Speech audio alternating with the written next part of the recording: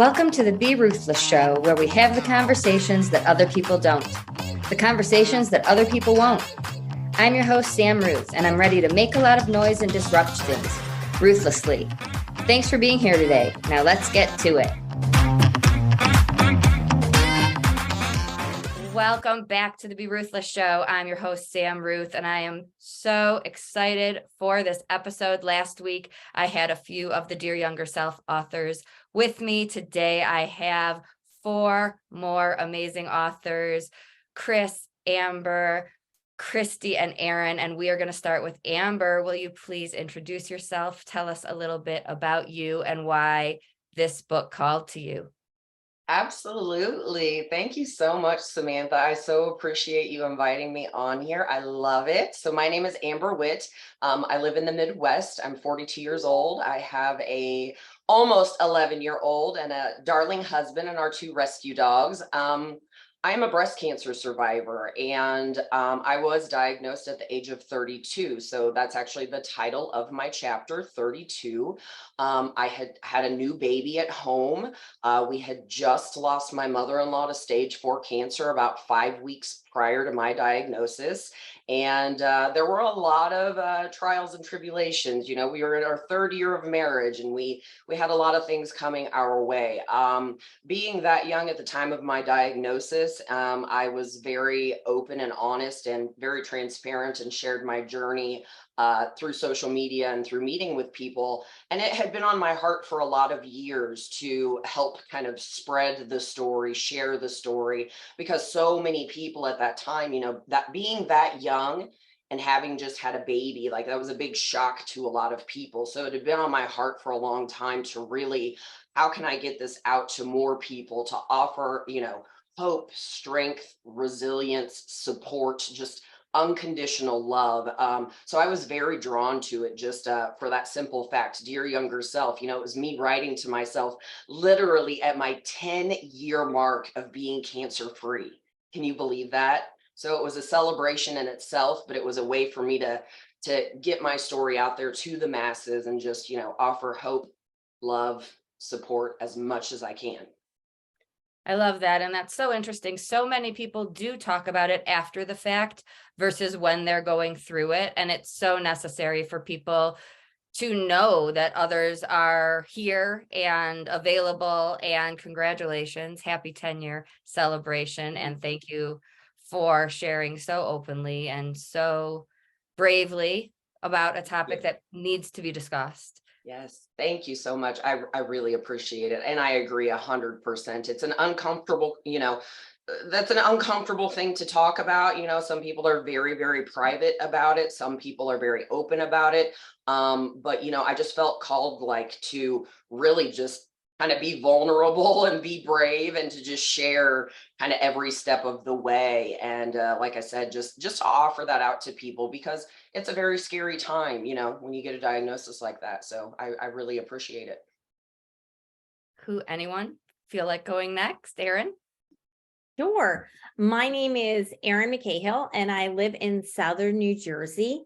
And Dear Younger Self pulled me in because the lessons that I've learned in life, some of them I wish I learned when I was younger. I probably wouldn't have gone down paths that I did go down. Life has been amazing. I'm a corporate leader in the financial industry right now. My background has been in technology. I'm also a personal and professional culture creator. So I help people build their best life, their best personal and professional culture. I'm on a mission to help people, inspire them, and impact the world.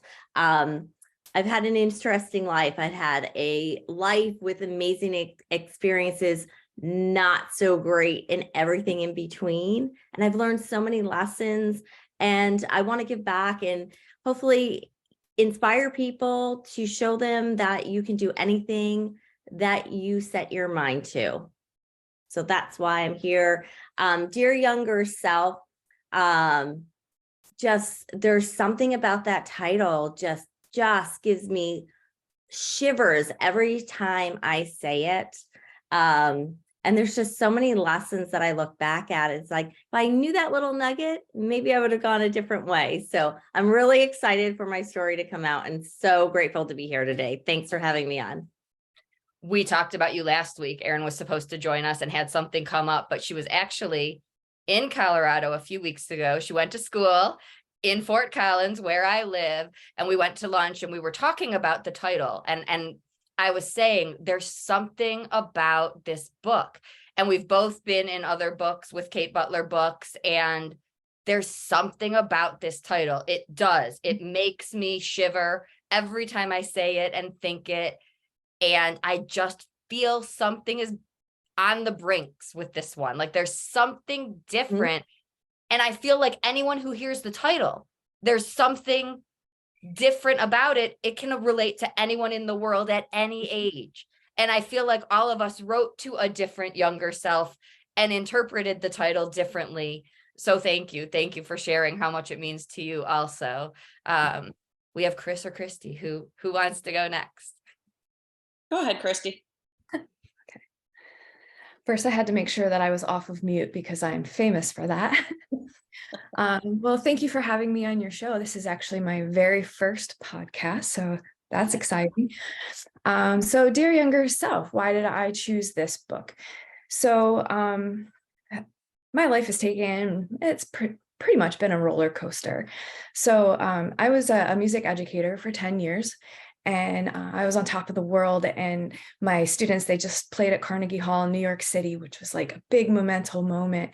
And so I thought I was on top of the world. And then I started noticing that my children, they kept saying, Mom, turn the music down. It's too loud in the car. Or Mom, turn the TV down. It's too loud. And I was like, something's wrong. So I went to the doctor, and the doctor says to me, Miss Wilden, I'm sorry to tell you, but you have sensory neuroprogressive hearing loss and you'll be deaf by the time you're 50. And I was like, what? Music was my lifeline. I've been playing piano since the time I was 9. It's my therapy, So to watch something that you put all of your effort in just disintegrate in front of your face sent me into this like massive depression. And when you're in depression, you make really stupid decisions, right? So one of the decisions that I made was to put my time and effort into a person that was not good for me. And that story landed me into a rape and abuse shelter. So my chapter is called From Shelter to CEO. So what happens in my chapter, and I don't want to go through the whole thing because I want you guys to read it, but it starts with me sitting on a shelter bed with my youngest son, who then was 4, who's now 9. He was sleeping and I was watching him sleep, and I was just crying, like, how in the world did I get here? And I said to myself, in my own hands, laying on looking over the side of the bed, I said, man, I'm worthless. And my little guy, he must have woke up and he looked at me and he goes, Mom, you're not worthless, you're perfect. And then he rolled over and went back to bed. So that was my catalyst of my life to make it better. So the point of my story is that I want my story to get into the hands of every woman in every abuse shelter, so they know and understand that they are the same amount of worth as anybody else, and that they can be picked up and moved into something that is their dream. So I'm hoping to be able to take my story into different rape and abuse shelters and have those moments where I can give these books to them for free, and then be a shoulder for them to cry on, because I didn't have any of that. So that's my story. I love that you're here. I love that you're sharing this so openly. I worked in many in Michigan and know how much this will mean to so many women. You're changing lives already. And thank you. Thank you for sharing. Sure. On to you, Chris. Okay, well, thanks for having me. I'm happy to be here. My name is Chris McQuown, and I live in Northwest Indiana. I'm less than 2 hours from Chicago, so I have somewhere cool to go from time to time. I am married. I have 4 grown children and 2 grandchildren, and 1 on the way, due in April. And the reason that I decided to be part of this book and why I was so drawn to it is I have a friend, Lori Parks, and she was in Women Who Shine. And, I supported her through that. And I thought, this is really cool. I want to do, one of these collab books someday. And when the next one was announced, I was in the middle of a really big project. I just couldn't make it happen. And then when I saw the title of Dear Younger Self, I was like, I don't care what I have to do. I don't care what I have to move. I don't care what I have to take off the list. I am doing this book. Just like Erin said, every time I say this title, every time I even just look at the cover of the book, it just gives me goosebumps. It just, the hair stand up on it. It is something that my young life, it really just touched me. And I just felt so connected to it. And so I was able to make it work. I told Kate the other day that I think I might've been the first one that signed up when she first posted it. But my story is titled Little Miss Independent. And my story talks about how I was left alone a lot as a child. I didn't have a horrible childhood, but I just didn't have a lot of guidance. It's amazing. I never got into trouble, and I was alone a lot. It made me fiercely independent. And my story talks about, some of the things that I had to do as a kid because it fell on me, and just how it changed me. It made me so independent. They were my survival skills when I was a kid, but as an adult, they were truly my nightmare. I had such a tight grip on everything, and I was not enjoying my life. I was an extremely, extremely strict mother. I was a control freak. I had to do everything. And so my story talks about how when I turned 50, I just kind of had this revelation. You do the whole, oh, what do you have to show for your life? You're turning 50. And I was just kind of like, meh, there wasn't, I just really started thinking about my legacy. And so I just changed everything. I took baby steps. And so my story just talks about how that controlled my life and every part of it, and how I slowly made the changes to really have, a life that I love and is fulfilling. And, I've taken it down about 10 notches and released some of that control, and it's just been amazing and wonderful.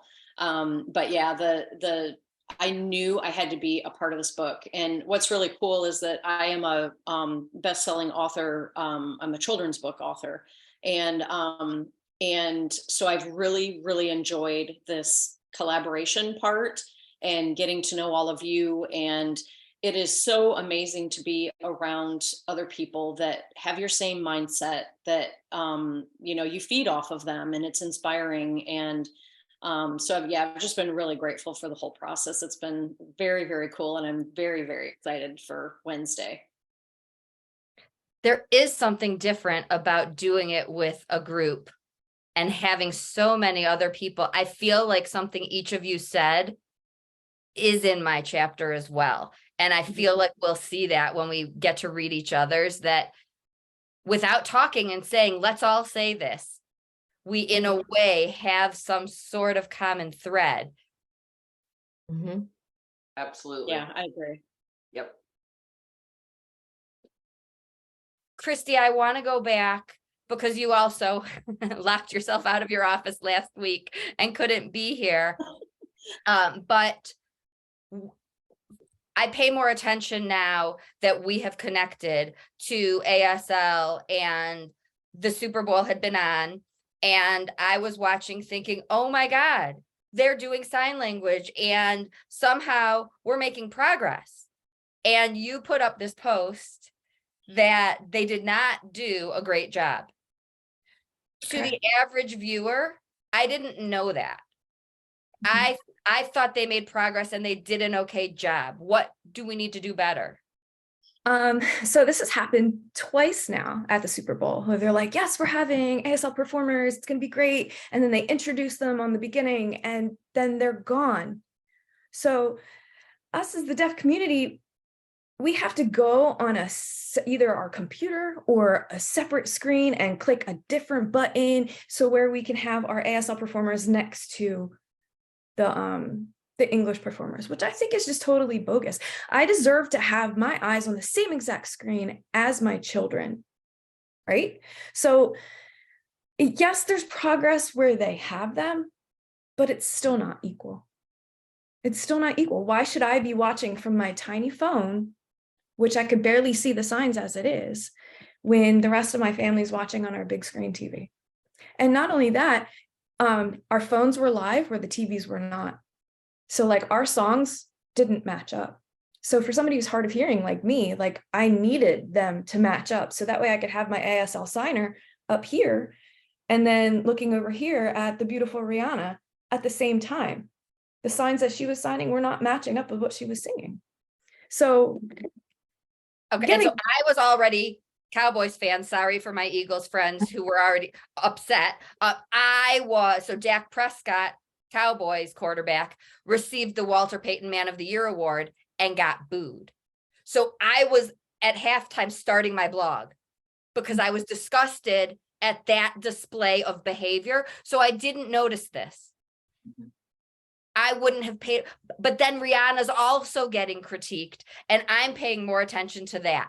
But we need to do a better job of having the screen accurately depict it's sign either language. that or have the signer stand next to Rihanna, because I don't remember what year it was, but Marlee Matlin, who's an incredible human being, she stood next to, I can't even remember who it was, but it was a country singer, and she stood next to them and signed the national anthem at the Super Bowl. They did it one time, a long time ago. Why can't they do it now?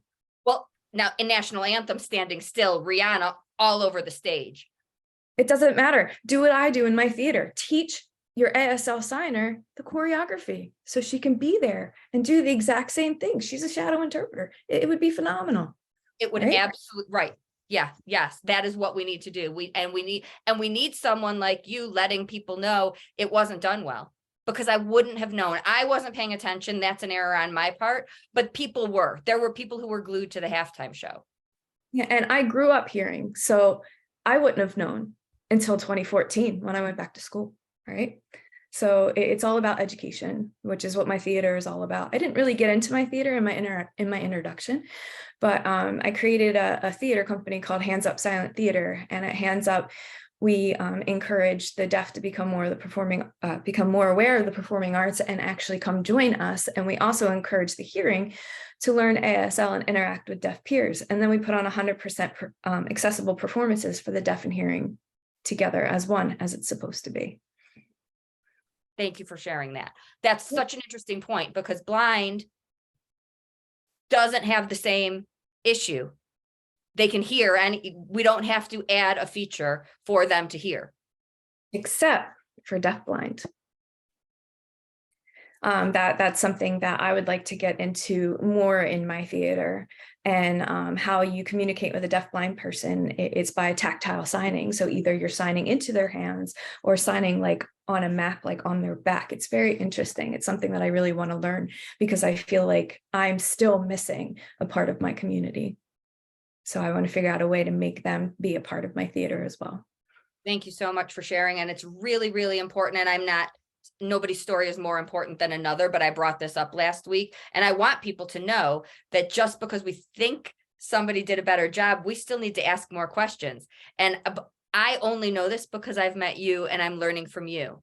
And if I didn't, I wouldn't have thought that. And this show is all about having the conversations and asking the questions. So if there are some I'm missing, please educate me. Let me know. There is nothing wrong with saying, I need to learn more. What else can I ask someone? It's the only way I will know how to do better and what to ask next year and what to look for, and to wait until the game's over to start my blog. Yeah.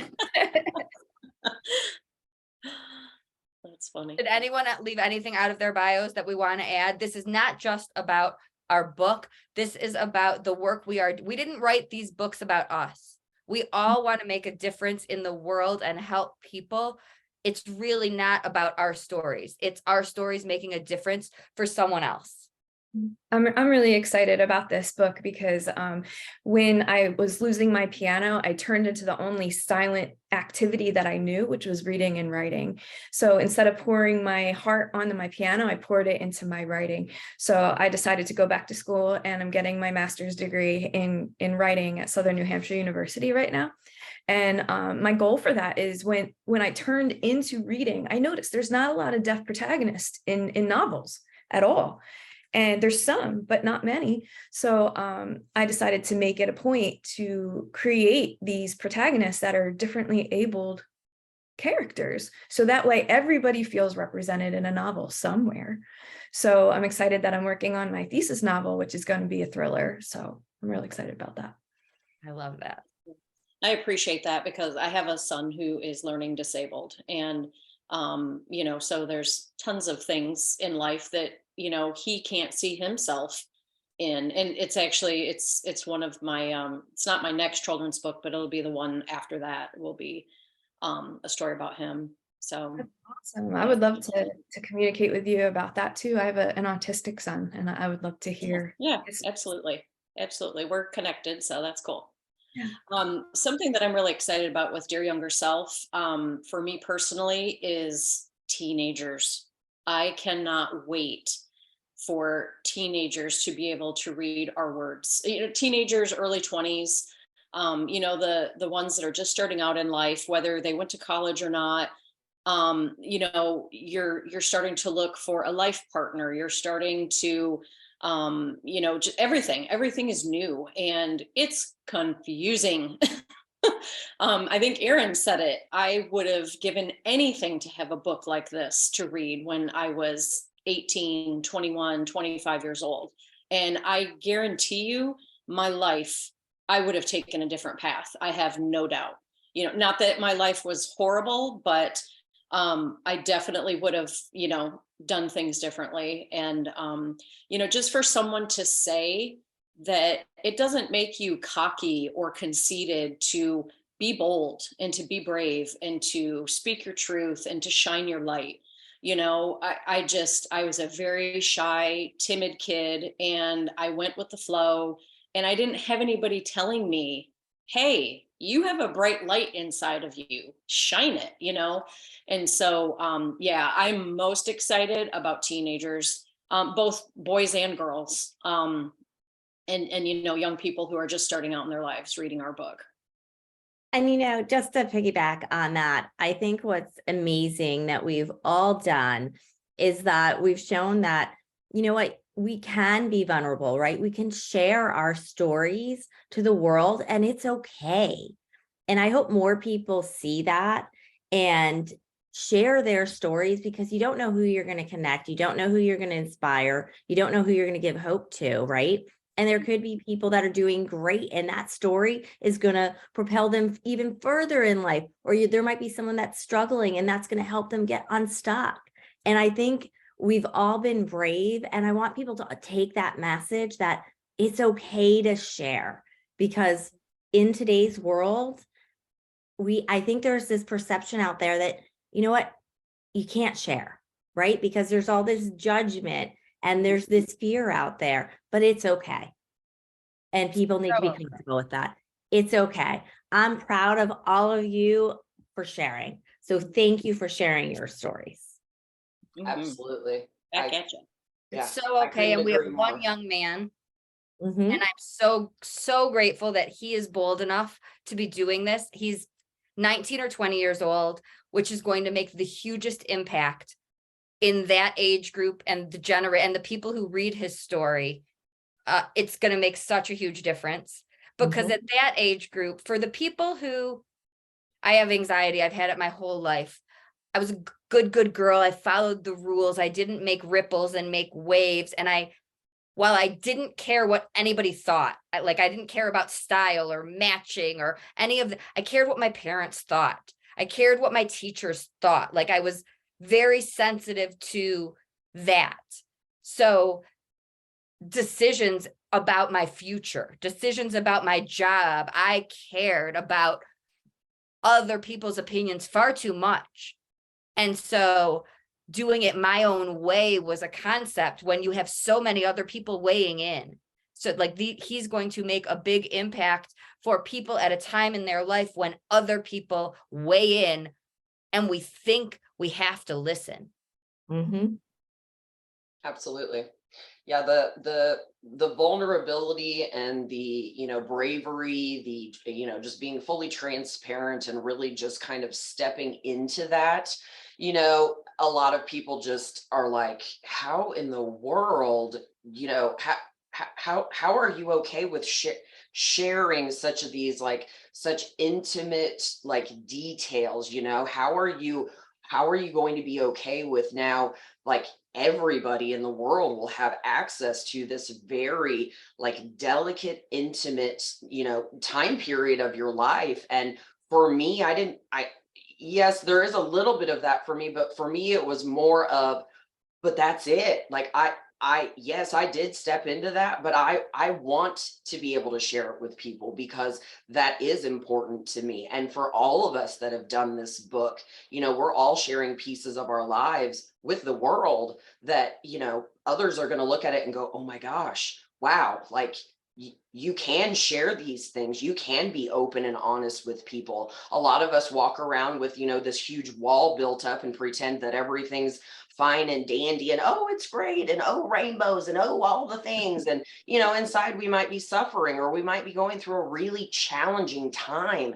And so now people get this book, and they read through these stories and they're like, wow, and they get that kick or they get that just breath of life just breathed back into them. And that was my hope, and I'm sure just like all of you guys, like being able to touch people in a different way. I mean, we can sit around and have coffee and chit chat or small talk, but this is like real deep dive type stuff. And I love it. I love that we just kind of, I hate to say it, but just kind of ripped it open and was like, here it is. This is it. Yeah, it was hard. It was a struggle or fearful or, whatever, but it's amazing. And it feels, I don't know if empowering is the right word, but it just feels like now that I've got it out there, like it's incredible just because I truly do hope that it affects people in such an amazing way. And I believe it really will.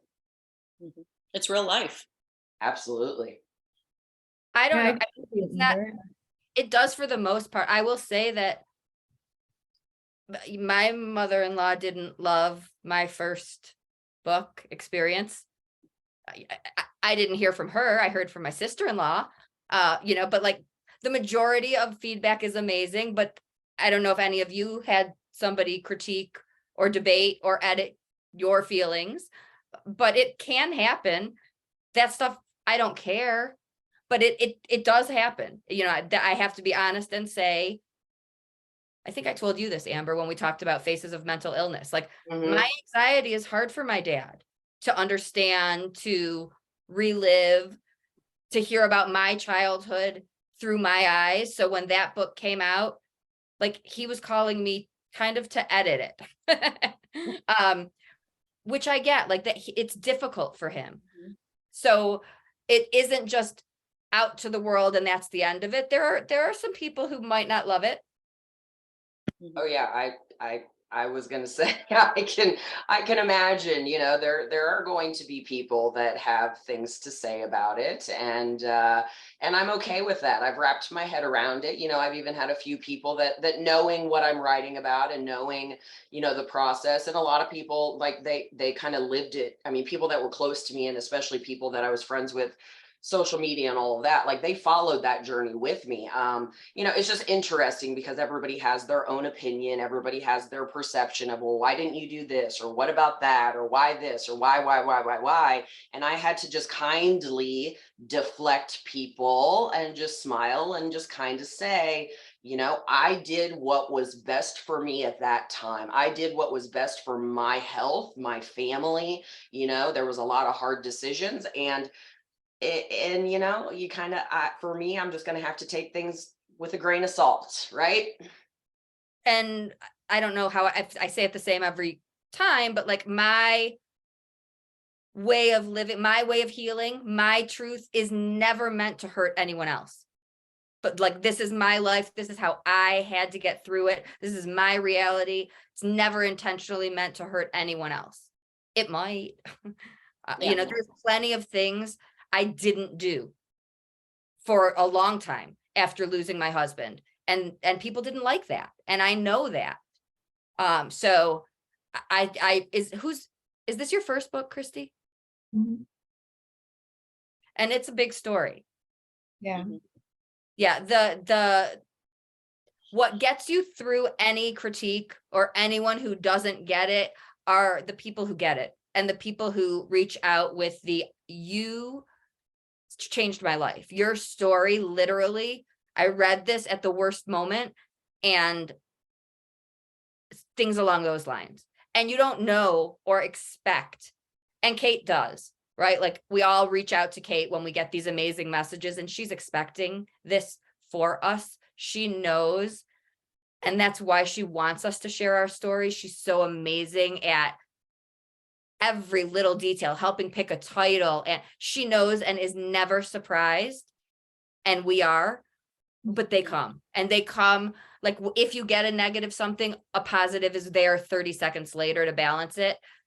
And that's what it's for. I think that, just breathe, and something positive comes. There is someone who needs you and needs your story, and we have each other to bounce the critiques off of. Yeah, and get and through. we know why we did it, and we all have our own reasons for doing it, and we don't owe anybody an explanation, and so just keep that in the back of your mind. It's like, I mean, because there's so many people in the world that are incredibly private, and they're just going to think we're a bunch of weirdos for sharing so much, and so you wouldn't do it. That doesn't mean that I won't. And, like Amber said, you just have to know that, you did it for your reasons, and that's all that matters. And, blow Well, I'll go off back to the Super Bowl. People were tearing down Rihanna and Dak Prescott. And it was, I mean, honestly, there will always be people, whether it's because of our success or anything. And jealousy. it really bothered me. Yeah. To the point that I wasn't watching the halftime show, that here's someone pregnant. I couldn't get on a halftime stage today, not pregnant, and move like that. And he's a celebrated, like, why do we have to tear anyone down? Yeah. Well, and the thing that with Dax Prescott, the Walter Payton Award is like such a huge honor. And whether you're a fan or not, it was so disturbing. I looked at my husband and I said, what is wrong with this world? It was disturbing. It was, whether you hate the Cowboys, whether you hate him personally as a player, this was completely different. And it was such an honor. And it just, I'm pissed right now just thinking about it. It was sad. It made me sad. Jim passed away right before the Eagles won the Super Bowl 5 years ago. And so my humor this time was, he hadn't learned the rules yet. Like, Jim hates the Eagles because of Philly fans, and so I said, like, if they hadn't booed, they might have won this year. Like, what is it? Who knows? But I'm like, he learned the rules. He wasn't going to let the Cowboys lose and the Eagles win this time. So back to tell me how you guys connected with Kate. I do want to talk about Kate Butler Books and why we all do this with Kate and not with any other publisher or company, because she is something else. And I know you all love her as much as I do. I can go first if you want to. So this is a really interesting story. So here I am stranded in the shelter, right? And I pour my heart out to a friend of mine. And she was like, oh, I want you to come meet this friend of mine who's opening a charter school up in Pittsgrove Township, because, you're saying your son's getting bullied, and I think the school would be great for Anthony. So I was all the way down in Cape May County, New Jersey, and this is up in Salem County. So I never really ventured much into Salem County, farm town. So I went up there to meet this woman, and this woman's name was Corey Santone. And she just was incredible. She said she was looking for unicorn teachers that could teach her kids this charter school something beautiful. And she had heard from my friend Susan what I do, where I bring a foreign language into something fun, being theater. So not only did my son get into this program, but I also landed my teaching job, which also the next day got me my apartment, which got me out of the shelter. So Corey Solomon Santone happened to be in Women Who Dream. So I looked up to this woman so much where I was just like, she just became a best-selling author. Are you kidding me? That's like one of my biggest check the box moments. So through Corey, I was doing a bunch of research. I got her book and I looked at the back of the book. I was like, I need to know who this Kate person is, right? So I reached out to Kate and I told her my story, and she was like, I need you in my book, Dear Younger Self. And as I was searching through her website, I scrolled down to the bottom and it said Mullica Hill, New Jersey. I was like, this amazing publisher lives 20 minutes from my house. So that's kind of how me and Kate got connected. And Every single story is like this. Like the way every single one of us connects with her is just as magical. But I love that one too. That might be up like the top 5. Yeah. Well, especially that you guys ended up being in the same state too, the close proximity. I'm jealous of that part. Like, you know, You're 100 of in New Jersey too, aren't you? I am. Yes. She's 20 minutes from me in Washington Township. That's so funny. You guys need to do coffee, tea. Yes. That's cool. Mine is not that cool, but it's cool to me. So I discovered Kate through Jack Canfield. You know, she's very you know, he was, you know, one of her mentors, and she does a lot of things for his company now. But I am you guys might be familiar too, if you're familiar with Jack Canfield world with Miriam Laundrie. She's a children's book publisher. That's who I did my book with. So I did 2 courses with Miriam. One of them was very basic, 10-week, and then I signed up for a year-long program, and that's when we published my children's book. Well, in that year-long program, we got several bonuses, and Kate was one of the bonuses. She talked about she talked a lot about her children's books, or book. Did she have 1 or 2? I think she might have 2. You know, because that's what we were in, but anything that she said, you know, pertained to whatever marketing. And I actually reached out, and, you know, of any bonus that we've ever had. Yeah, there's been some great ones. There's been some really touching ones, you know, either story or whatever. Kate is the only person that I had reached out to. And she said that in her thing. She's like, reach out to me. And so I did. And I was actually really nervous about it, because back then that was kind of the early stages of like all the changes that I was making, and still wasn't being super bold. And I kind of went back and forth, and I was like, oh, you know, what's stopping you? You know, so she may not respond to your email, you know. That's what I was thinking. I was like, oh, this is just going to be a waste of time. So I reached out, and I got a response from someone that works for her, but they did forward the email onto Kate. And basically I just, you know, was telling her that I really enjoyed, you know, the bonus and where I was from and all that stuff, you know, the Miriam thing. And so after, you know, she spoke, I went and followed her on all of her social media. And then, but I was just kind of following and listening and seeing what she was posting and that kind of thing. Wasn't really thinking of a book. And then, like I said, when my friend Lori Parks, who was also one of Miriam's, we were in Miriam's stuff together. That's how I know Lori. And she was in Women Who Shine. And I just thought, someday I'm doing that. And honestly, if this next book, Dear Younger Self, if it would have been more along the same lines as, women who shine, women who encourage, or whatever, women who inspire, all the different titles. I don't know if I would have done it. It was that title. It was that Dear Younger Self that just reeled me right in.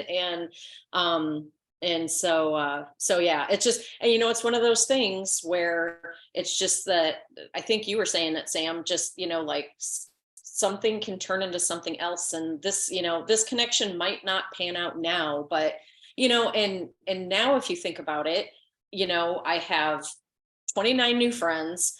And, I get to feed off of you and what you're doing. You get to feed off of me, and it's just awesome. It's just an awesome circle that just keeps going round and round and round. Kind of like what Christy was saying, this led to this, led to this, led to this. And so I think the big thing is just always being open, because you just never know. You never, ever know. So, and excuse me. So yeah, it's that book title. Yeah, totally agree. And it's, just putting it out there and seeing what unfolds, right? That's like the big thing. So back in 2019, I was up in the mountains, and it was an early Saturday morning, and it was beginning of January. And it was super early in the morning. I remember like it was yesterday, and I was journaling and I was watching the news, and they had a news segment on, and this lady was talking, and it was all about the new year. And it was about her GPS system. And I was like, gosh, I really love this. I was taking notes because I'm a note taker. And I was like, oh, okay. And I'm like, okay, I wrote her name down, like, oh, I'd love to go to one of her events. Really love her energy, blah, blah, put it away, whatever. Fast forward, 2020 comes along, and I meet through my neighbor, I meet Kate. One of my neighbor's friends is an author in Women Who Inspire. And she's like, you need to meet Kate Butler. I'm like, okay. And so I met her and everything. And I was going through some of the modules that we have to go through. And one of the videos we all watch. And I'm like, wow, that sounds familiar. I'm like, I think I saw that. So I went to bed that night, woke up in the middle of the night, and I was like, wait a second, watched it again. I went down and got my journal, and lo and behold, that journal entry was what I wrote, and that was Kate Butler. So how crazy is that? I put it out there, and here I am. And now this is the second book I'm doing with her. So it's showing up, put it out there, and watch things unfold. So that's how I got introduced to Kate. So amazing. Amazing. And I'm like you, Chris. I'm through Jack Canfield. I was deep grief. First year of losing my husband, and it was our wedding anniversary, and I went to the mountains where we got married, and I'm sitting under a little tree with my dog and my Success Principles book, being very antisocial, and somebody comes up to me with her puppy, and my dog was also being antisocial, and they began to play, and she says, are you in Jack Canfield's training program? And that was the beginning. I went home, signed up for the training program, met Kate in one of the groups, like in minutes, and have been with Kate ever since. I'm a little bit a part of the community with Jack, but I ended up going all Kate. So funny how life takes. And I was convinced like that I was going to work for Jack and somehow be a part of the team and be the team psychologist or something. Something. I just got to do something. Yeah. And I was writing to heal, like writing to get through the day. Yeah. To survive. So thank you, ladies, so much for being a part of my life, for being a part of this book, for sharing so openly. We are going to be available if you are listening live, folks. This will be in Amazon in 36 hours. If you're listening to a replay, go and get your copy now. This can be for anyone, man, woman, any age. It really, truly is a story for anyone to look back at any point in their life and reapply some lessons today. Thank you so much for being here and sharing and making such a difference today and in this world. Until next time, everyone, always be ruthless. Thanks so much for listening today. Your support means everything to me, truly. If this podcast resonates with you, please do me a favor and join in the Ruthless movement by making some noise and doing one of these 4 things. Subscribe so you don't miss an episode. Tell a friend so we can break stigmas even faster. Leave a review so people can see what you think of the show. And last, if you want to learn more about me and be a part of the Grief Hab community, please head on over to the Facebook group. We'd love to have you. Thanks again for spending your time with us, and see you next week.